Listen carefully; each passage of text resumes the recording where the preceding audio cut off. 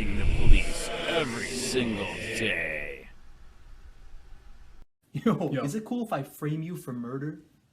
Nah, bro. Oh, okay, well, I gotta convict someone. That's how I get promoted, so I'm just gonna say it was you. You can check the DNA evidence. I didn't. Oh, yeah, we're just gonna hide this. That's illegal. I could sue you for that, right? No, actually, you're not allowed. What do you mean? I mean, they made a rule that you cannot sue me for any misconduct. Because if you could sue me, then I'd have to keep second-guessing myself, You mean doing your job legally? Yeah. Who made this rule? Oh, that guy. Yo, what's up? Wait, that's just you again. Yeah, I told you, bro, this is how I get promoted. Once I'm up here, I'm not gonna change the rules to hold myself accountable. Give me that. Is there anyone who can hold them accountable? I mean, there's like those guys. What's up? What's up? What's up? Okay, so that's just the same. They're in the same line of work. We rarely help. So you're just gonna put me on death row for your own personal gain. Oh, no, I'm not. Yeah, I am actually. Yeah, yeah.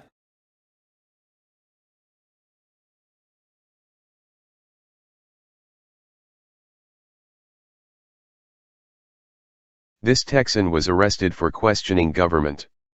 Will court defend her free speech? Opinion. 216.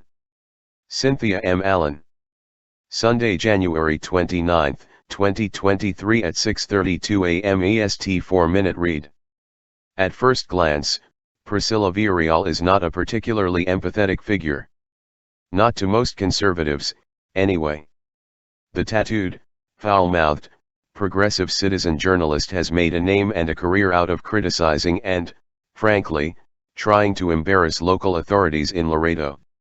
Her Facebook page, La Gorda Loca News Laredo TX, which has more than 200,000 followers, is a running, profanity-laced and often scathing commentary of the happenings in her community.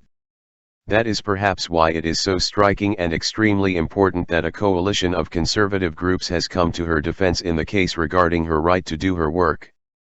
This week, the Fifth U.S. Circuit Court of Appeals held a hearing on Villarreal's 2019 lawsuit against the city of Laredo, its police department and others in authority who she said violated her First Amendment rights for doing what journalists do, asking questions.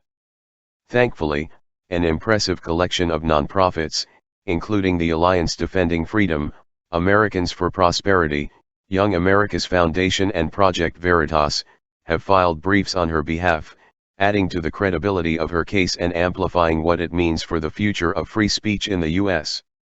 It all began in 2017, when Villarreal's reporting landed her in jail.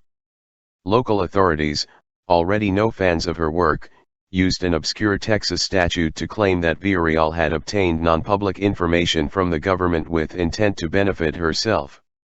The information was verification of the identities that she had already sourced elsewhere.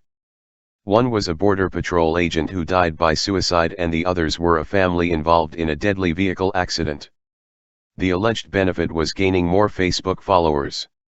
While Villarreal is no conventional journalist and Facebook is no conventional reporting mechanism, asking a government official to verify the details of a story already sourced elsewhere before publishing is actually what good journalism looks like. And how the benefit of gaining new followers is materially different from generating more clicks or increasing subscriptions, and important motivations of professional news outlets journalists in the digital era, I cannot tell you. So Villarreal was effectively targeted by authorities and jailed, not for her actions but for her opinions, something that should make the hair on the neck of every freedom-loving American stand on end. Villarreal's charges were eventually dropped, the law used to prosecute her was deemed unconstitutionally vague. But thankfully for free speech, she didn't allow it to end there. She sued, but a federal district court threw out her case, finding that in jailing Villarreal, the officers had qualified immunity, the legal doctrine which protects public officials from facing civil suits in certain circumstances. A 3-judge panel for the Fifth Circuit found differently. Writing for the majority, Judge James C. Ho did not mince words. If the First Amendment means anything, it surely means that a citizen journalist has the right to ask a public official a question, without fear of being imprisoned. Drop the mic. It should be obvious, also, that this kind of flagrant free speech violation, throwing someone in jail for asking questions of the government, is the stuff of conservative dystopian nightmares. Which makes the Fifth Circuit's decision to bring the case to the full court, opening the possibility the judges will overturn the panel's ruling, all the more troubling especially because the Fifth Circuit is generally considered to be one of the more conservative circuits. We can hope that the powerhouse of organizations, which includes journalism groups as well as the aforementioned conservative nonprofits, filing briefs on Villarreal's behalf will have some impact. And we can't forget the Foundation for Individual Rights and Expression, a frequent defender of conservative speech on college campuses that is representing Villarreal in her case. We can also hope that when a legal challenge is made by a conservative citizen journalist the next time Project Veritas James O'Keefe gets sideways with law enforcement for surreptitiously recording the wrong person, progressive-leaning free speech organizations will come to the defense. Our commonalities might end at our opinions, but we should agree that we all have a right to express them. Fingers crossed.